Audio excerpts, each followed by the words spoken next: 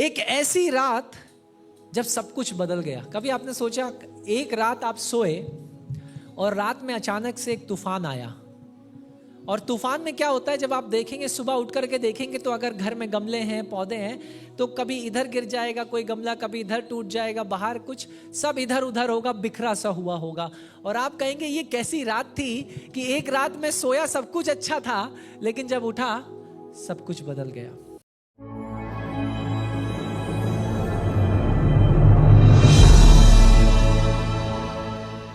एक रात में एक पति ने क्या किया, क्योंकि वो शराबी था, तो उसने शराब के नशे में अपनी पत्नी को गोली मार दिया। ये वास्तविक स्थिति बता रहा हूं मैं आपको। लेकिन जब वो गोली मारा तो वाइफ का जो आंखों का रोशनी था, गोली छू कर निकल गई, लगी नहीं, नशे में था तो रोशनी चले गई। जब वो सुबह उठा तो उसको याद आया कि मेरी एक पत्नी भी है, लेकिन उस रात में सब कुछ बदल चुका था। मुझे लगता है हम सबके जीवन में कभी ना कभी कोई ना कोई क्षण ऐसा जरूर आया होगा जब आपको लगेगा प्रभु अब ये कब बदलेगा, कब चीजें नई होंगी, है ना। और वो रातें हो सकती हैं कुछ ऐसी रही हो जिसके लिए आज भी आप पछताते हैं और कहते हैं प्रभु आज भी मैं उस रात के लिए आपसे क्षमा मांगता हूं, क्योंकि उस रात मैंने कुछ ऐसा किया कि वो आज भी मेरे संग चल रहा है।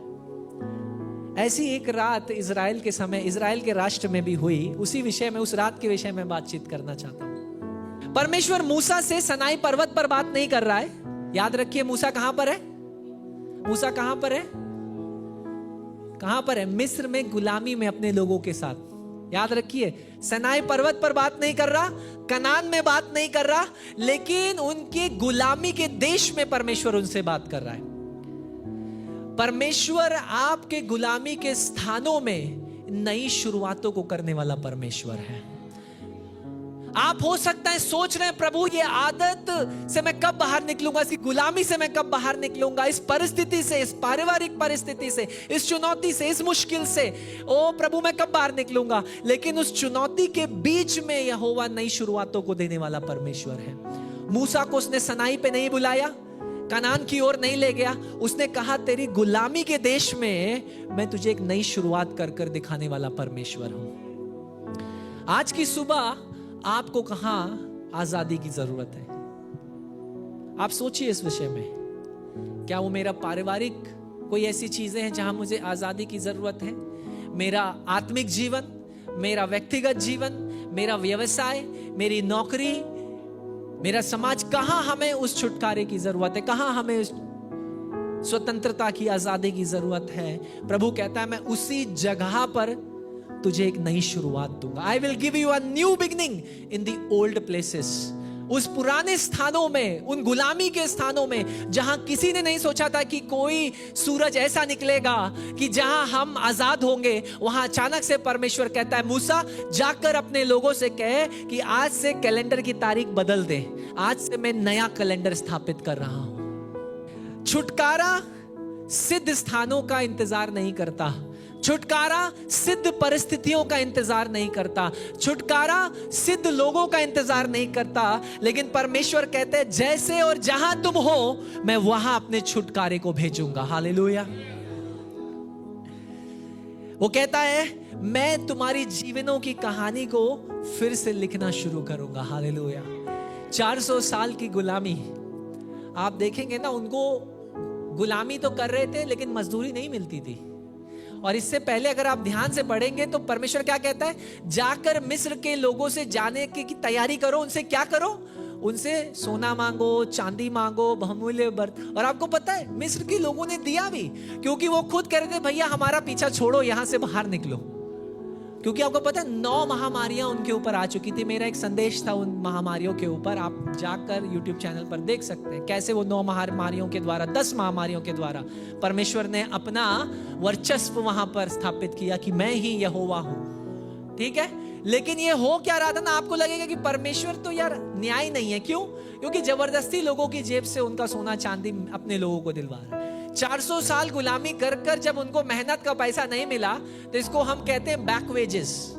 जो पैसा नहीं मिला वही परमेश्वर वापस दिला रहा था कि अपना पैसा जो मेहनत खाता ये लेकर अपने स्थान में यात्रा करे।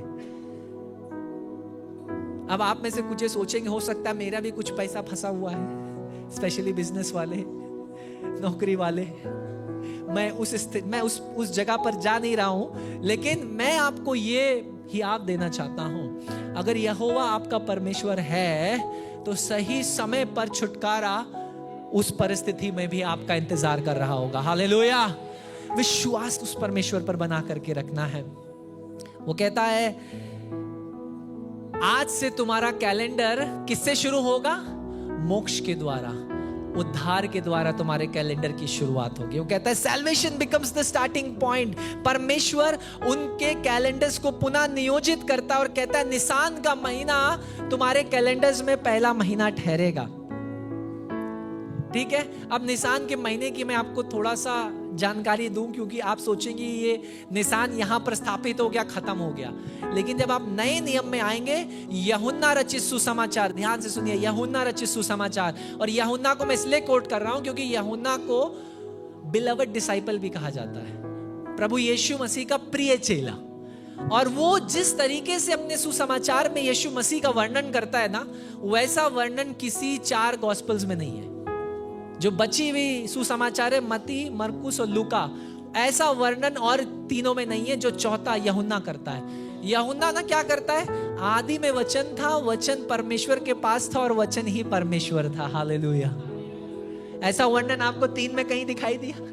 और ये वचन देहधारी होकर हमारे बीच में डेरा किया। आप समझ रहे क्या वर्णन हो रहा है? वो यहोवा जो सब कुछ है, वो देहधारी होकर अपने पुत्र के द्वारा हमारे बीच में डेरा किया, तंबू किया। तो यूहन्ना कहता है कि निसान के महीने में यीशु मसीह यरूशलेम में प्रवेश किया। आपको पता है ना, बेथनी नामक नगर से वो यात्रा कर रहा था। और याद होगा, अगर आपको यूहन्ना 19 में अगर आप ध्यान से पढ़ेंगे तो आपको याद होगा कि फसह के पर्व की तैयारी करने के लिए वो कहता है मैं अपने चेलों के संग खाना चाहता हूं, जाकर उस ऊपरी कोठरी का इंतजाम करो उसमें। याद आया आपको? आखिरी मील, जो आखिरी फसह का पर्व वो चेलों के संग खाने जा रहा था। तो निसान का महीना इजराइल में चल रहा था। और यूसुफुस जो कि यहूदियों का इतिहास करता है, वो इस प्रकार लिखता है अपनी इतिहास की किताब में, कलीसिया के इतिहास में, कि 14 तारीख निसान के महीने में जब मंदिर के अंदर 2,54,000 मेमने एक साथ काटे गए दोपहर 3 बजे, उसी वक्त परमेश्वर के पुत्र यीशु मसीह को मेमने के रूप में कालवरी क्रूस पर चढ़ा दिया गया। उसी वक्त निसान 14 तारीख को। तो ये निसान का महीना आपको समझना पड़ेगा क्यों जरूरी है। एक्सोडस से इसकी शुरुआत हो रही है, निर्गमन से इसकी शुरुआत हो रही है। परमेश्वर एक नई चीज की स्थापना कर रहा है। वो क्या कह रहा है कि तुम्हारी पहचान अब अब्राहम से नहीं, याकूब से नहीं, यूसुफ से नहीं, मिस्र से नहीं, लेकिन छुटकारे से होगी। हालेलुया। हो सकता है पहले आपके लोग आपको आपकी आदतों से, आपकी परिस्थितियों से, आपके चुनौतियों से, आपके पारिवारिक समाज में स्थान से या प्रभाव से पहचानते थे, लेकिन आज की सुबह मैं आपको याद दिला दूं, आपकी पहचान उन किसी बातों से नहीं, परमेश्वर यीशु मसीह के छुटकारे के द्वारा आपकी पहचान है। निर्गमन की किताब उसका 12वां अध्याय 3 से लेकर 7 में एक अद्भुत बात हो रही है। 3 से 7 में परमेश्वर कहता है क्योंकि ये छुटकारा तो मैं तुम्हें दूंगा, लेकिन इसके लिए एक सिद्ध मेमना भी चाहिए, है ना? सिद्ध मेमना। 12वां अध्याय 3 से लेकर 7 परमेश्वर क्या कहता है 3 से 7 में मैं पढ़ रहा हूं आपके लिए। अगर आपके पास आपका बाइबल्स हो तो कृपया ध्यान दीजिए। इजराइल की सारी मंडली इस प्रकार से कहो, इसी महीने के 10वें दिन को तुम अपने पितरों के घराने के अनुसार घराने के पीछे एक मेमना रख लो। 10 दिन, यानी 10 तारीख को एक मेमना खरीद के ले आओ, या एक मेमना घर के अंदर ले आओ, ठीक है? और 10 और 14 तारीख को बलिदान करना है, ठीक है? याद है आपको? 10 और 4, 14 तारीख को बलिदान, यानी 4 दिन ये मेमना तुम्हारे घर में तुम्हारे साथ रहेगा। आपको पता है क्यों? परमेश्वर ये भी कह सकता था कि 14वें दिन लाओ, खत्म करो, 4 दिन क्यों दिए पता है आपको इज़राइल को? क्योंकि वो चाहता था कि इज़राइल इस बात को समझे कि 4 दिन जब ये मेमना तुम एक बच्चे की तरह पालोगे, उसे खाना खिलाओगे, उसको सफाई करोगे, उसका ख्याल रखोगे, जो 4थे दिन तक तुमको उससे प्रेम हो जाएगा। और जब 4थे दिन शाम होगी तो इसी मेमने को जिसको तुमने पाला पोसा और तैयार किया, तुमको वो कह रहा है चढ़ा दो काट कर बलिदान के रूप में। एक पेट को, एक जानवर को भी अगर आप घर में रखते हैं तो आपको उससे प्यार होता है। यहां 4 दिन जानबूझकर ये समझाने के लिए इज़राइल को कि उस मेमने का कोई दोष नहीं है, लेकिन वो निर्दोष मेमना इसीलिए मारा जा रहा है ताकि तुम्हारे दरवाजों पर वो लहू लग जाए जिसके द्वारा तुम बचाए जाओगे। आप समझे क्या हो रहा है? यीशु मसीह आया, हमारे बीच में रहा 30 साल और 3.5 सालों तक उसने सेवा करी। लोगों ने, जिन लोगों ने उससे प्रेम किया, उससे स्नेह किया, उसके यहूदियों का राजा कहा, यरूशलेम में आते वक्त पत्ते, चादरें और सब कुछ बिछाकर उसका स्वागत किया, उन्हीं लोगों ने उसे काल्वरी क्रूस पर उठाकर चढ़ा दिया। ये तुलना मैं कर रहा हूं नए नियम में कैसे हो रहा है। हर एक घर के लिए एक मेमना। परमेश्वर कह रहा था कि ये छुटकारा व्यक्तिगत छुटकारा होगा, यानी मेरे उद्धार के द्वारा मेरा बेटा उद्धार नहीं पाएगा। मेरे बेटे को व्यक्तिगत रीति से क्षमा मांग कर, पश्चाताप कर कर प्रभु यीशु मसीह के पीछे एक अच्छा जीवन चलना होगा, तब उसका उद्धार है। यानी ये मत सोचिएगा कि आपके विश्वास के द्वारा आपका बेटा या बेटी या आपका पत्नी बचा लिया जाएगा या पति बचा लिया जाएगा। लेकिन हाँ, आप उनके लिए प्रार्थना कर सकते हैं, उनको मार्ग दिखा सकते हैं मेरे प्रियो, लेकिन उनका उद्धार व्यक्तिगत है। उनको व्यक्तिगत रीति से प्रार्थना करना पड़ेगा, क्षमा मांगना पड़ेगा, पश्चाताप करना पड़ेगा। परमेश्वर कहता है हर परिवार, हर घर और हर परिवार एक मेमना लेकर के आए और क्या करे। इसका कहने का मतलब क्या है कि आपका विश्वास या आपका उद्धार आप पीढ़ियों से विरासत में नहीं ले सकते। विरासत में आपको संपत्ति मिल सकती है, गाड़ी मिल सकती है, ज्वेलरी मिल सकती है जो माँ बाप छोड़ करके जाएंगे। विश्वास और उद्धार सिर्फ परमेश्वर से आता है। हालेलुया। आपका उद्धार आप इनहेरिट नहीं कर सकते, पीढ़ी में नहीं मिलेगा। इसके लिए काम करना पड़ेगा, प्रतिदिन काम करना पड़ेगा मेरे प्रियो।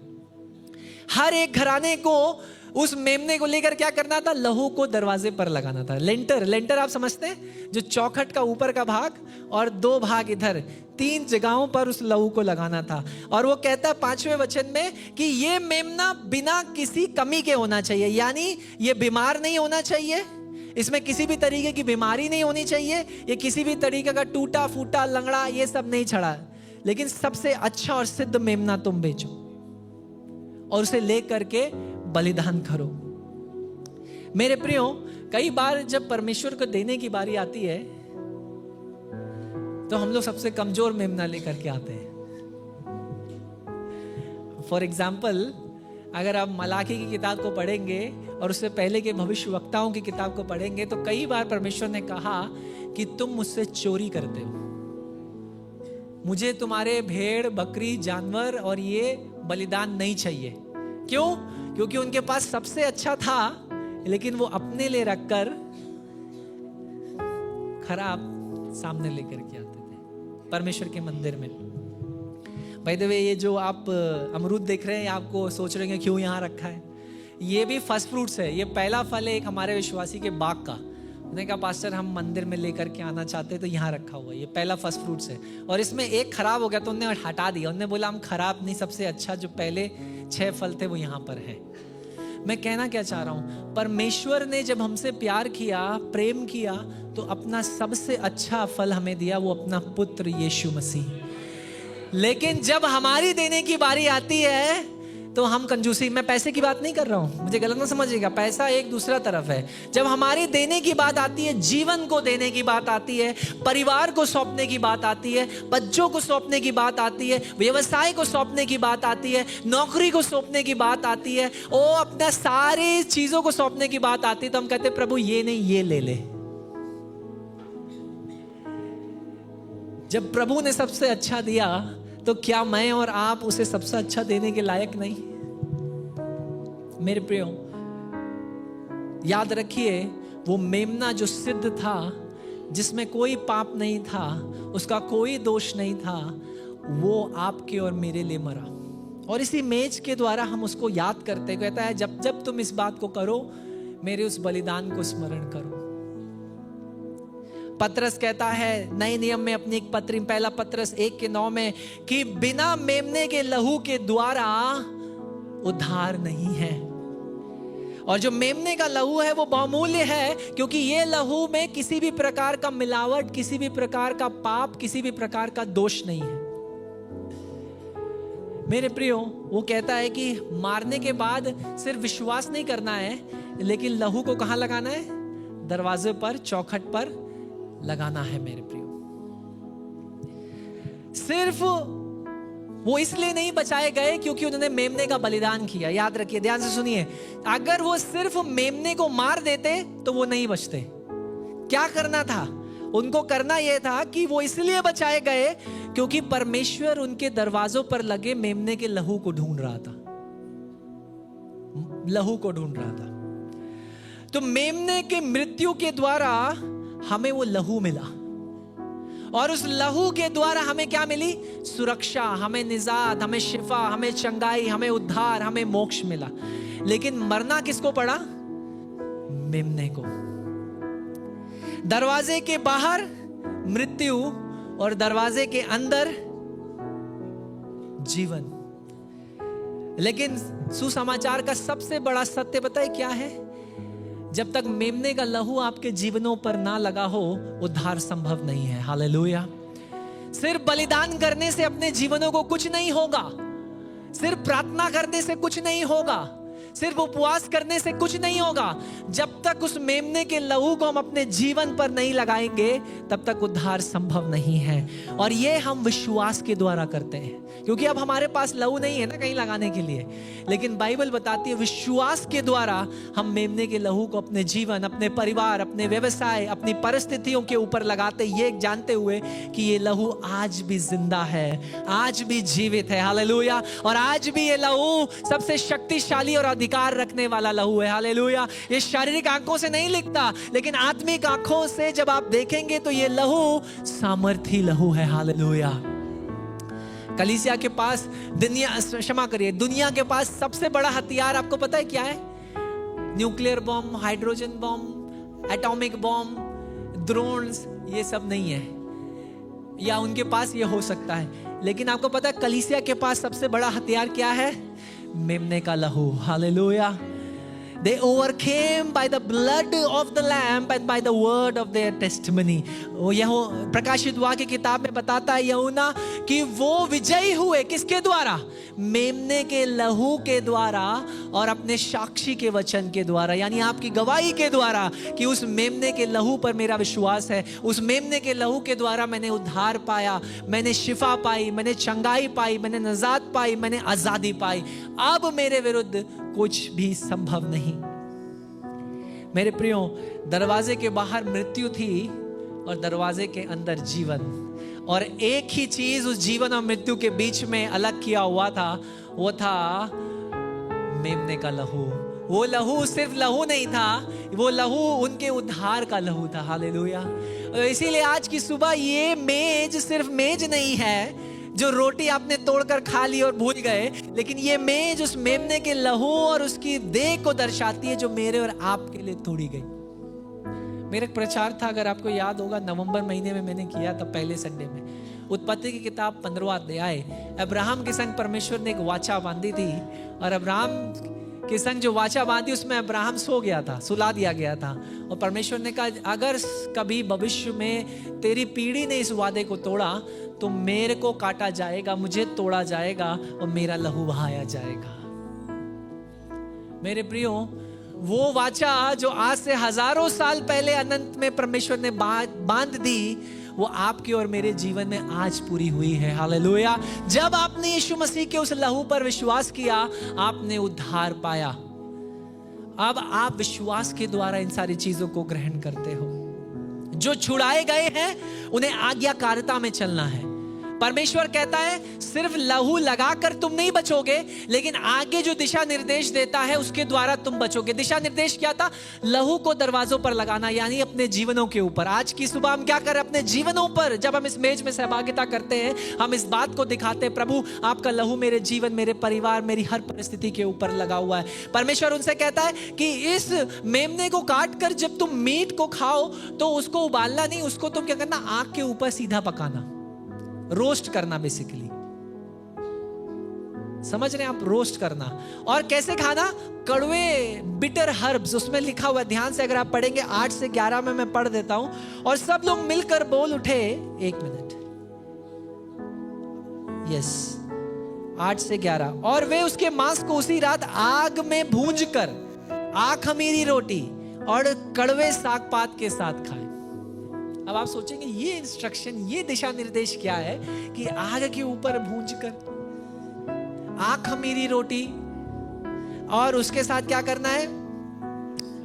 कड़वे साग पात के साथ, बिटर हर्ब्स के साथ खाना है। क्यों? अब मैं इस विषय पे भी आपको बताता हूं।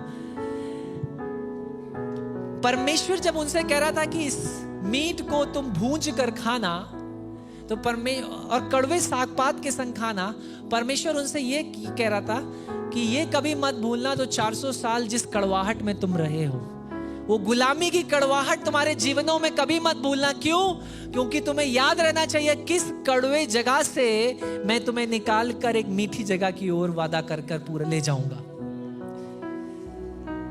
उससे कहता है खमीरी रोटी के साथ खाना। क्यों? क्योंकि खमीरी रोटी के संग खाने के लिए पूरी रात आटे को रखना पड़ेगा। परमेश्वर कहता है नहीं, खमीरी रोटी के संग खाता है। क्यों? क्योंकि जो छुटकारा है ये तुरंत तुम्हारे दरवाजों पर आएगा जब वो मैं उनके दरवाजों से होकर के निकलूंगा। इसका मतलब है कि जब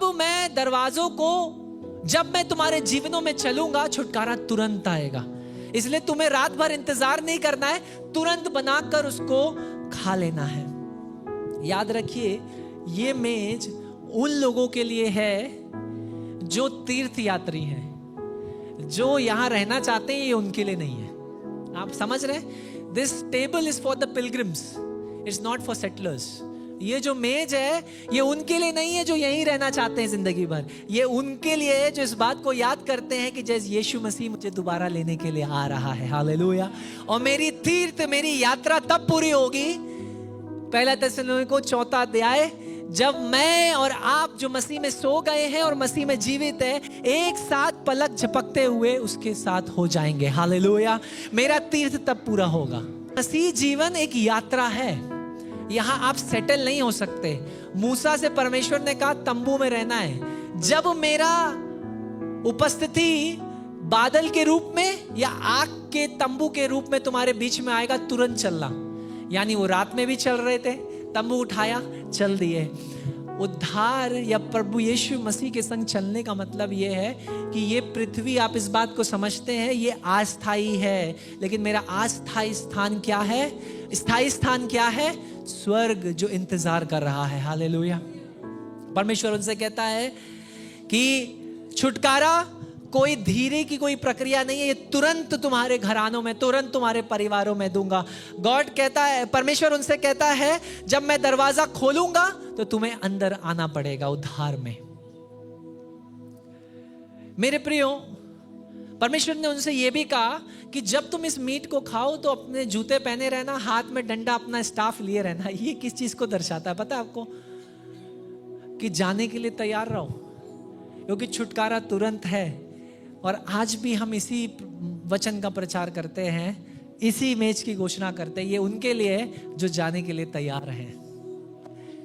चप्पल जूते पहनकर उनको प्रभु कर रहा था खाना, क्योंकि छुटकारा तुरंत आएगा और तुरंत वो सुबह तुम्हें जाने देगा। और आज हमको ये याद दिला रहा है कि मेमने के द्वारा हमारे उद्धार में हमको तुरंत तैयार रहना है, क्योंकि यीशु मसीह का आगमन किसी भी वक्त हो सकता है। और आज की सुबह अगर मैं ये सवाल पूछूं जो मैं नहीं भी पूछना चाहूं, कि हम में से कितने जाने के लिए तैयार हैं? हाथ मत उठाइएगा। लेकिन ये मेज उनके लिए है, इस बात को याद दिलाने के लिए जो जाने के लिए तैयार है, बैठने के लिए नहीं। मेरे प्रियो, जो जाने के लिए तैयार है। परमेश्वर के उद्धार में न्याय और दया दोनों है।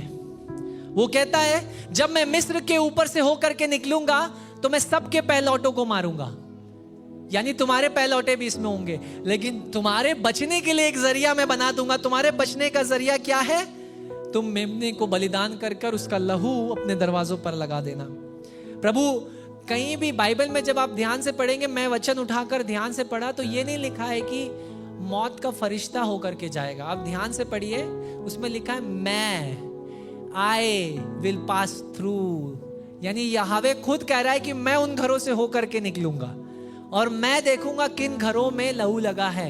यानी आज की सुबह प्रभु ये नहीं देख रहा है कि आप मिस्र के हैं, आप नॉर्थ इंडिया के हैं, दक्षिण भारत के हैं, ईस्ट इंडिया के हैं, वेस्ट इंडिया के, कौन सी जाति के हैं, कौन से धर्म के हैं, लेकिन वो ये देख रहा है कि क्या आपके जीवनों पर उसका लहू लगा है।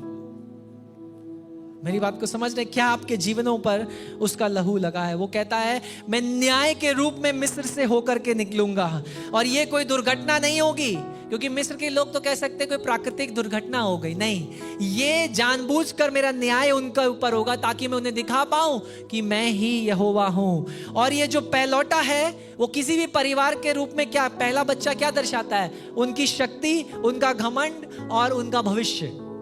मिस्र में पहलौटे का स्थान था, क्योंकि पहलौटा ही राजा बन सकता था। मिस्र में फिरौन पहलौटा बनता था, और उनका घमंड कि मेरा पहलौटा, और उनका भविष्य। यानी परमेश्वर ये कह रहा था जब मैं रात में से होकर के निकलूंगा तो मैं मिस्र के शक्ति को भी तोड़ूंगा, उनके घमंड को भी तोड़ूंगा, और उनके भविष्य का भी नाश कर दूंगा। हालेलुया। आज आप कभी फिरौन को देखें कि कहीं किसी देश में फिरौन को राज्य करते हुए? निस्त नाबूद, निशान मिटा दिया परमेश्वर ने मिस्र का। समझ रहे हैं आप? प्रभु परमेश्वर जब वहां से निकल के गया, परमेश्वर ने उनकी आशा की नींव को मिटा दिया। उनकी आशा उनके पहलौटे पे थी कि मेरा पहलौटा फिरौन बनेगा। आपकी आशा किस बात पर है? कई बार परमेश्वर उन्हीं नींवों को तोड़ेगा जो परमेश्वर का स्थान लेकर आपके जीवन में आशाएं बन चुकी हैं। आपके पैसे आपकी आशा बन चुके हैं, आपका परिवार आपका आशा बन चुका है, आपका व्यवसाय, आपकी नौकरी, आपका टैलेंट, आपका पढ़ाई, आपके सर्टिफिकेट्स, कोई भी स्थान अगर परमेश्वर की आशा का स्थान लेगा, परमेश्वर उन नींवों को हिला देगा। और मेरा प्रार्थना यह है कि आज की सुबह जब हम इस मेज की ओर आए, इस समझ के साथ आए कि प्रभु मेरी आशा और विश्वास आप पर है, ना तो बल पर, ना तो शक्ति पे, ना तो पैसे पे, ना तो प्रभाव में, लेकिन जैसे बाइबल बताती, ना बल से ना शक्ति से, लेकिन आत्मा के द्वारा मैं तेरे निकट आता हूं प्रभु।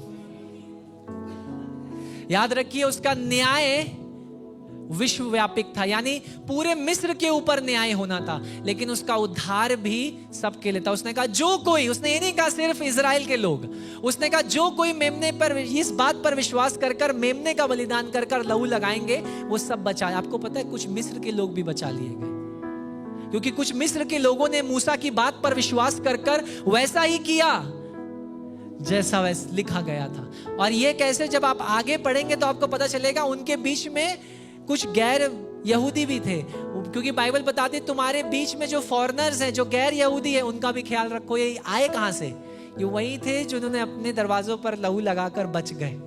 मेरे प्रियो, परमेश्वर का न्याय पूरे संसार के लिए है, लेकिन खुशखबरी भी यही है कि परमेश्वर का उद्धार भी सबके लिए है। हालेलुया। इसलिए हर जाति, हर रूप, हर कुटुंब, हर भाषा, हर क्षेत्र का लोग अब उसके पास आकर आपको उसका अपना प्रभु मान सकते हैं। करना सिर्फ इतना है कि विश्वास में उस मेमने के लहू पर विश्वास कर कर उसको अपने जीवन पर लगा लें। चार्ल्स स्पर्जन, अगर आपने नाम सुना हो तो कहते हैं कि परमेश्वर एक पापी से कुछ नहीं चाहता। यानी मैं और आप पापी तो थे, परमेश्वर हमसे कुछ नहीं मांगता, वो सिर्फ ये कहता है कि विश्वास में मेरे लहू पर विश्वास करो। कुछ नहीं चाहिए उसे, आपका पैसा नहीं चाहिए, आपका संपत्ति नहीं चाहिए, कुछ नहीं। वो कहता है सिर्फ विश्वास में मेरे लहू पर विश्वास कर ले, बाकी परमेश्वर खुद कर लेगा जो उसे करना है। मेरे प्रियो, जो एक्सोडस 12 में हुआ उसका जो ये भविष्यवाणी मेमने की, ये हम नए नियम में पूरा हुआ काल्वरी क्रूस पर देखते हैं। अब मैं मेज की ओर आ रहा हूं, क्योंकि आज की सुबह हम लोग मेज पे सहभागिता करेंगे। वो क्रूस वो स्थान बन गया जहां पर मेमने का बलिदान करना था। मिस्र में एक मेमना हर एक घर में मारा गया, लेकिन कालवरी पर सिर्फ एक ही मेमना मारा गया, सब परिवारों के लिए, सब गोत्र के लिए, सब जाति के लिए, सब भाषा के लिए। हालेलुया। निर्गमन 12 में परमेश्वर ने कहा हर घर हर परिवार एक मेमना, लेकिन नए नियम में कालवरी क्रूस पर परमेश्वर पिता ने कहा सारे परिवार, सारे जाति, सारे गोत्र, सारे भाषा, लेकिन सिर्फ एक ही मेमना और मेरा अपना पुत्र। हालेलुया। मिस्र में लहू दरवाजों के ऊपर लगाया गया ताकि शारीरिक मृत्यु से बचाया जा सके, लेकिन नए नियम में अब मसीह यीशु के लहू को हम अपने दिलों पर लगाते हैं ताकि हम अनंत की मृत्यु से बचकर अनंत जीवन की ओर बढ़ जाएं। मिस्र में उनसे परमेश्वर ने कहा कि सब एक ही रात में बलिदान करना, खाना, जलाना, सब एक रात में, कुछ मत छोड़ना और अगली यात्रा के लिए कल सुबह तैयार रहना। उसी तरीके से आज जब हम इस मेज में सहभागिता करते हैं, हमें ये याद रखना है हम उस यात्रा के लिए तैयार हैं या नहीं, क्योंकि यीशु कभी भी आ सकता है। जैसे बाइबल में लिखा है, वो कहता है जूते पहनकर, सैंडल्स पहनकर, लाठियों को हाथ में लेकर तैयार, अपनी बेल्टें बांध कर तुम इसे खाना। क्यों? क्योंकि तुरंत ही छुटकारा आएगा। अगर अभी यीशु मसीह आ गया आज इस मेज में सहभागिता करते करते, तो हम में से कितने यीशु मसीह के साथ जाएंगे? इस विषय में सोचिए। आज की सुबह मुझे और आपको सोचना पड़ेगा, क्योंकि जब तक मसीह यीशु को नहीं जानते थे, ओके, एक बहाना हमारे पास था, लेकिन अब बहाना क्या देंगे जानने के बाद? What excuse will I and you give when he comes? क्या बहाना मैं और आप देंगे जब वो आएगा? एक बहुत अद्भुत गीत है अंग्रेजी भाषा में, When the roll is called up yonder, यानी जब, जैसे आप स्कूल में जाते हैं तो विद्यार्थियों का नाम लेकर टीचर्स कैसे पुकारते हैं? अभिषेक, वो बोलेगा प्रेजेंट सर। सनी, वो बोलेगा प्रेजेंट सर। और वो जो गाना है वो ये कहता है जब स्वर्ग में रोल कॉल होगा, जब नाम पुकारे जाएंगे, तो आप बोलेंगे एब्सेंट या आप बोलेंगे प्रेजेंट? मेरे प्रियो, आज की सुबह जब हम इस मेज में सहभागिता करने के लिए आए, इस समझ के साथ आए कि मेमने का लहू मेरे लिए बहाया गया। पहला कुरिन्थियों उसके 11वें अध्याय में एक बात है, उसको मैं आपसे बताना चाहता हूं, क्योंकि हर मेज के दिन हम उस अध्याय को पढ़ते हैं। पहला कुरिन्थियों 11वां अध्याय, और अगर आप ध्यान से पढ़ेंगे तो 25वें अध्याय से वह शुरू होता है, ठीक है? और एक्सोडस, निर्गमन की किताब में भी पहले अध्याय से हम लोग देखते हैं, पहले वचन से ही देखते हैं। वो कहता है एक नई शुरुआत मैं तुम्हें दूंगा, निर्गमन में। और पहला कुरिन्थियों 11वें अध्याय में वो क्या कहता है? मेरी नई वाचा का लहू, एक नई वाचा मैं तुम्हें दूंगा। एक्सोडस, निर्गमन में वो कहता है एक मेमना हर घर के लिए। और पहला कुरिन्थियों 11वें अध्याय में वो कहता है ये मेरी देह है जो तुम्हारे लिए दी गई, यानी एक मेमना सब घरों के लिए, सब परिवारों के लिए। निर्गमन 12 में वो कहता है एक ऐसा मेमना जिसमें कोई दाग, कोई कलंक, निष्कलंक हो। और पहला कुरिन्थियों 11 में वो कहता है मसीह जो पाप रहित है। निर्गमन की किताब में वो कहता है कि नियुक्त समय पर मैं तुम्हें बताऊंगा ये बलिदान करना है। और पहला कुरिन्थियों 11 में वो कहता है जब फसह का पर्व मनाने के लिए यीशु मसीह ऊपर चढ़ा था अपने बलिदान को देने के लिए। निर्गमन की किताब 12वें अध्याय में वो कहता है दरवाजे पर लहू लगाओ, लेकिन 11वें अध्याय पहला कुरिन्थियों में कहता है ये वाचा का लहू है, अब इसे दिल पे लगाना पड़ेगा, दरवाजों पर नहीं। जीवनों पर लगाना पड़ेगा, दरवाजों पर लगाने से कुछ नहीं होगा। निर्गमन की किताब वो कहता है इस मेमने के को बलिदान कर कर भूंज कर खाओ। और यीशु मसीह कहता है 11वें अध्याय पहले कुरिन्थियों में ये मेरी देह है जो तुम्हारे लिए दी गई, इसको खाओ। निर्गमन की किताब 12वें अध्याय में वो कहता है कुछ मत छोड़ना सुबह के लिए। और यीशु मसीह पहला कुरिन्थियों 11वें अध्याय में कहता है इसके सोच समझकर इसका भागी बनना, पार्टेक ऑफ इट वर्दली। वही लोग आए सामने जो इसके योग्य ठहरे अपने आप को। निर्गमन की किताब 12वें अध्याय में वो कहता है तैयारी के साथ खाना, क्योंकि छुटकारा तुरंत आएगा। और वो 1 कुरिन्थियों 11वें अध्याय में कहता है ऐसे जियो कि वो आज आ जाएगा। समझ में आ रही है? ये उनके लिए है जो ऐसा जीवन जी रहे हैं, जो जाने के लिए तैयार हैं, जो तीर्थ यात्री। उनको पता है कि मेरा तंबू कभी भी, ये शारीरिक तंबू कभी भी नाश हो जाएगा, क्योंकि आत्मिक तंबू ऊपर मेरा इंतजार कर रहा है। हालेलुया। और आखिरी बात, निर्गमन की किताब में वो कहता है न्याय मिस्र के ऊपर से होकर के निकला, लेकिन 1 कुरिन्थियों 11वें अध्याय में 29 से 32 में लिखा है परमेश्वर ने जो लोग इसमें अयोग्य रीति से भाग लेते हैं, परमेश्वर उनका भी न्याय करेगा और उनको भी अनुशासित करेगा। न्याय मिस्र के ऊपर से होकर के निकला, और आज भी न्याय क्या हम लोगों के लिए नहीं है? आपको जानकर हैरानी होगी कि जब परमेश्वर न्याय शुरू करेगा, the church will be the first.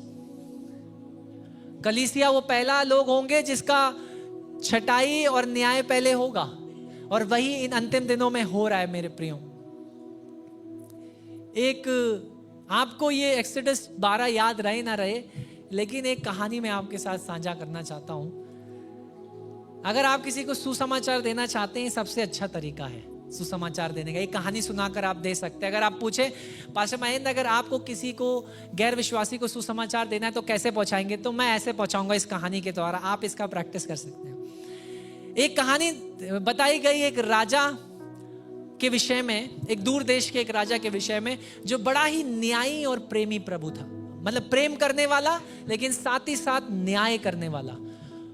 पूरे देश में उसके समान कोई दूसरा राजा नहीं था उस इलाके में, उस क्षेत्र में, क्योंकि वो सबसे प्यार करने वाला, लेकिन साथ ही साथ सबसे न्याय करने वाला राजा था। उसकी प्रजा उससे बहुत खुश थी, बहुत सारी चीजों का उसने अपनी प्रजा को संभाला, उनका ख्याल रखा।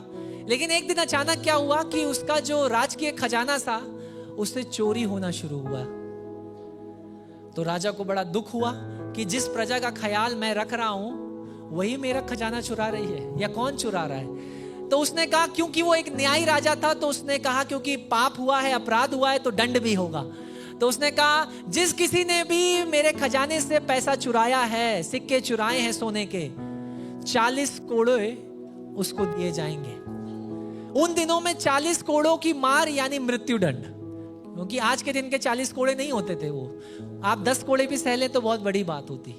40 कोड़े उन दिनों के यानी मृत्युदंड। उसने कह दिया मृत्युदंड 40 कोड़े दिए जाएंगे।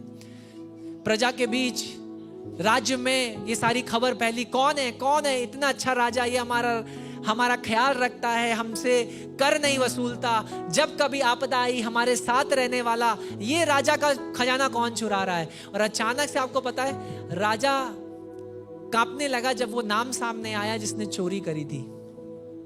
आपको पता है किसने चोरी करी थी? उसकी अपनी बेटी ने।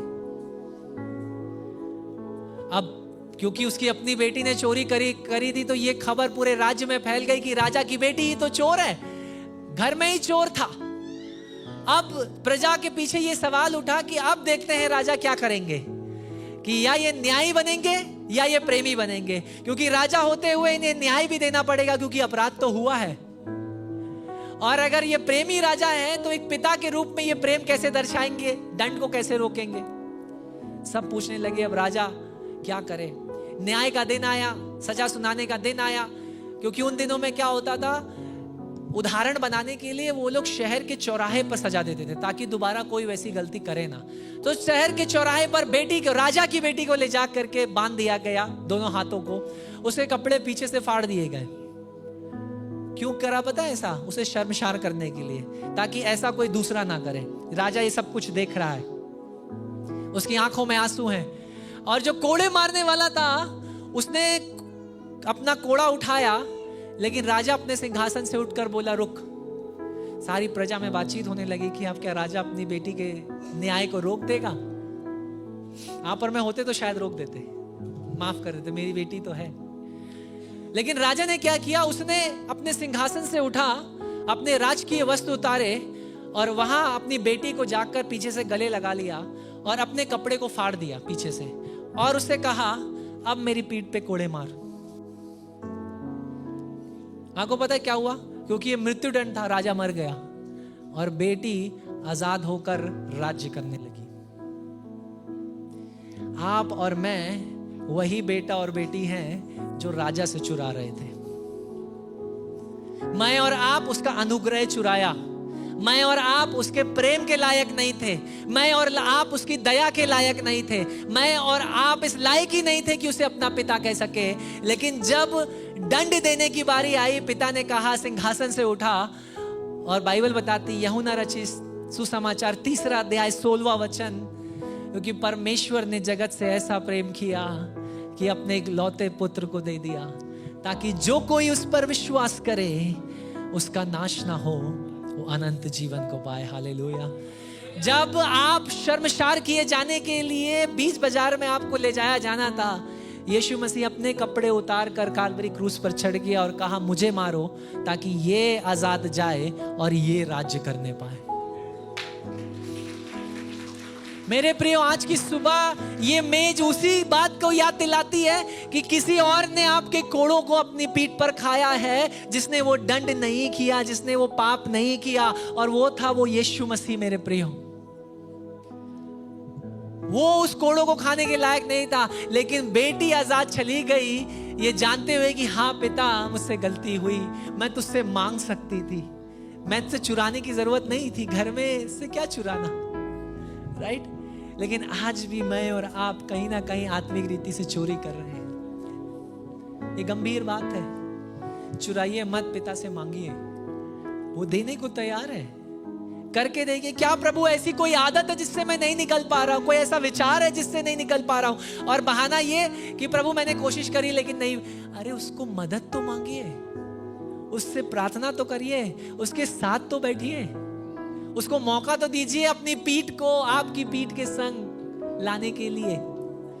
मेरे प्रियो, जहां मिस्र में न्याय सबको मार रहा था, वहीं गोशान में, इजराइल में अनुग्रह सबको बचा रहा था, दया सबको बचा रही थी, और मेमने का लहू सब जगह लगा हुआ था। मेरे प्रिय, आज की सुबह जब हम एक्सोडस निर्गमन 12 की यात्रा की समाप्ति में खड़े होते हैं, वहां पर भी एक मेज लगाई गई, मेमने को काट कर मेमने को खाने की मेज लगाई गई। आज सुबह यहां पर भी एक मेज को तैयार किया गया है। ये मेज भी मेमने को रोटी, उसकी तोड़ी, उसकी देह को जो तोड़ी गई, काटी गई लहू, और ये प्याला उसके लहू को याद दिलाता है। एक मेज 12वें अध्याय में भी थी निर्गमन के, और एक मेज आज भी हमारे सामने लगी हुई है।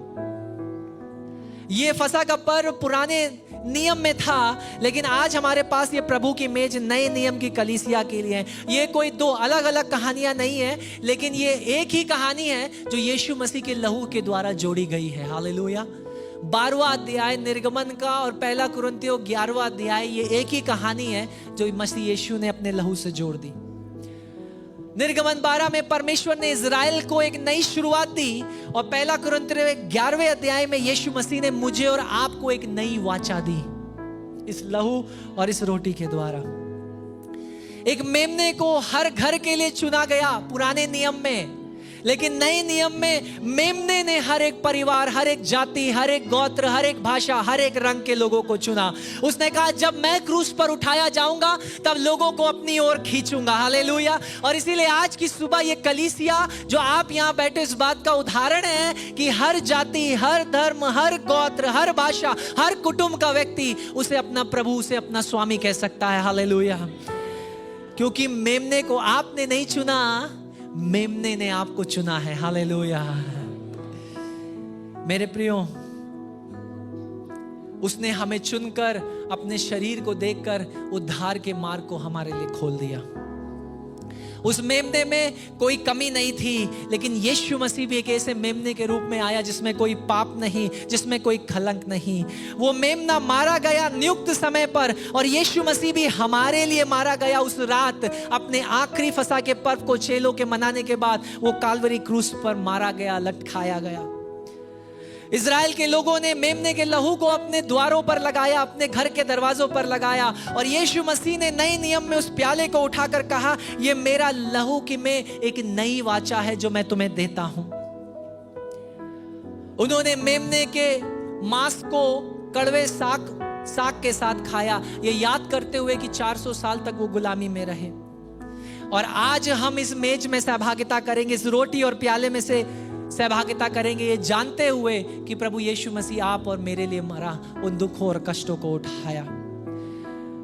उन्होंने निर्गमन की किताब में मूसा ने कहा, उस मेमने के प्रति भय को रखना जिसका तुम बलिदान करने जा रहे हो, कोई भी सुबह तक उसका एक भी भाग बचना नहीं चाहिए। और इसी तरीके से पौलुस 11वें अध्याय में पहले कुरिन्थियों के कहता है कि कोई भी इस मेज में अयोग्य रीति से भाग ना ले, नहीं तो हम न्याय को अपने ऊपर पीते और खाते हैं। उन्होंने तैयारी के साथ चप्पल पहनकर, डंडों को हाथ में लेकर, कमरबंद बांधकर तैयारी के साथ खाया। और पौलुस कहता है, अब जब तुम इस मेज में सहभागिता करते हो, तुम यीशु मसीह की मृत्यु की घोषणा करते हो जब तक उसका पुनः आगमन ना हो जाए, यानी कलीसिया का उठाना ना हो जाए। मेरे प्रियो, मिस्र में न्याय सबके ऊपर गिरा जिनके घरों पर लहू नहीं था। और कुरिन्थ में पौलुस कहता है, आज भी यही परमेश्वर न्याय करने वाला परमेश्वर है, उनका जो उसके बलिदान को सही रीति से समझकर इस मेज की ओर नहीं आते। ये कोई रीति रिवाज नहीं है मेरे प्रियो, जिससे आप अपना मसीहत को रिन्यूअल कर रहे हैं। ये वही मेमना और फसह का पर्व है जिसको एक्सोडस 12 में, निर्गमन 12 में शुरू किया गया, और आज हम याद में करते, ये जानते हुए कि ये मेमना मेरे लिए मरा। 2 खाने की मेजें, 2 वाचाएं, लेकिन संदेश एक ही, छुटकारा सिर्फ मेमने के द्वारा संभव है। हालेलुया। और आज के दिन सवाल ये नहीं है कि आप निर्गमन 12 को समझते हैं या 1 कुरिन्थिया 11 को समझते हैं, या ये नहीं है। सवाल ये नहीं है कि आप वचन के इन भागों को समझते हैं या नहीं समझते। सवाल ये है कि क्या आप उस परमेश्वर को समझते हैं जो इज़राइल का परमेश्वर और आपका और मेरा परमेश्वर है। सवाल मैं अपने आप से और हम सब अपने आप से इस सवाल को पूछें, क्या मेरे जीवन पर भी लहू लगाया गया है? Is the blood applied? कहानी जानना आसान है, कलीसिया आना भी आसान है, इस मेज में सहभागिता करना भी आसान है, लेकिन क्या सच में आपके जीवन के दरवाजों पर वो लहू लगा है? याद रखिए, छुटकारा, उद्धार, मोक्ष मेमने की सराहना करने से नहीं आता, मेमने के विषय में चर्चा करने से नहीं आता। ये मेमने के बलिदान पर विश्वास कर कर उसके लहू को अपने जीवनों पर लगाने के द्वारा आता है। उद्धार जब आप लहू पर विश्वास कर कर उसको अपने जीवनों पर लगाते हैं तब आता है। ये फसह का पर्व एक परछाई थी उस काल्वरी क्रूस की, जो आज हमारे जीवनों में पूरा हो रहा है। ये मेमना जो मिस्र में एक अस्थायी छुटकारे को दिखाता है, लेकिन प्रभु यीशु मसीह जो अनंत का एक मेमना बना, हमारे अनंत के छुटकारे को दर्शाता है। और वो छुटकारा जो मिस्र से इजरायलियों को शारीरिक रूप से मिला, आज मसीह यीशु में मुझे और आपको आत्मिक आजादी, आत्मिक छुटकारा अनंत के लिए मिलने के लिए तैयार है। इसलिए आज की सुबह जब मैं और आप इस मेज के निकट आते हैं, let us not come with casual hearts. हम हल्के दिलों के साथ, हल्की रीति से इस मेज के निकट ना आए, तैयारी के साथ, लेकिन धन्यवाद के संग, डर के साथ, लेकिन आनंद के साथ, ये जानते हुए कि ये वही परमेश्वर है जो मिस्र के ऊपर न्याय को लेकर के गया, लेकिन अपनी दया को उनके ऊपर दिखाया जिनके जीवनों पर मसीह यीशु का लहू लगा है। हालेलुया। आज भी ये परमेश्वर हमारे जीवनों में से होकर के जाएगा जब आप इस मेज के निकट आएंगे, और ये आपके ऊपर है कि क्या वो न्याय करेगा, वो या वो अनुग्रह और दया दिखाकर आपको गले लगाएगा। मेरे प्रियो, आज भी वो परमेश्वर न्याय करने वाला परमेश्वर है। एक मेमना हमारे लिए चुना गया, हमारे लिए मारा गया, और आज उस मेमने का लहू हमारे जीवनों पर लगाया गया है। वो मेमना जो दोबारा आ रहा है। हालेलुया। और इस बार वो मेमने के रूप में नहीं आ रहा है मेरे प्रियो। प्रकाशित वाक्य किताब कहती है जब वो पहली बार आया, हाँ, वो मेमने के रूप में आया, लेकिन अब वो कहते वो यहूदा के सिंह के समान आ रहा है। हालेलुया। और सिंह आएगा न्याय करने के लिए। प्रकाशित वाक्य की किताब बहुत साफ है कि अब वो आ रहा है अपना राज्य स्थापित करने के लिए और न्याय करने के लिए। मेरे प्रियो, तो क्या मैं और आप तैयार हैं? क्या मैं और आप उसके लहू से ढके हुए हैं? क्या मैं और आप छुड़ाए गए हैं, या नामधारी या पीढ़ी वाले ईसाई हैं? मेरे प्रियो, नाम में मसीह हो या ना हो, दिल में मसीह होना बहुत जरूरी है। नाम आपका सिंह, जैसे पास्टर अजय सिंह, महेंद्र सिंह रावत, जायसवाल, कुछ भी हो सकता है, मैटर नहीं करता प्रभु को। मायने क्या रखता है पता है आपको? आपके जीवन में मसीह है या नहीं, ये मायने रखता है। हालेलुया। मेरे प्रियो, आज की सुबह मैं आपको चुनौती देना चाहता हूं। जब आप इस मेज के निकट आते हो, इस बात को समझते हुए आओ कि इस मेमने को आपके लिए तोड़ा गया, आपके लिए मारा गया, आपके लिए वो गाड़ा गया। और खुशखबरी ये है कि आज भी वो कब्र खाली है। मेरे प्रियो, आप जाइए इजराइल, वो कब्र आपको खाली ही दिखाई दी जाएगी। पता है क्यों? क्योंकि उसका आगमन बहुत निकट है। हालेलुया।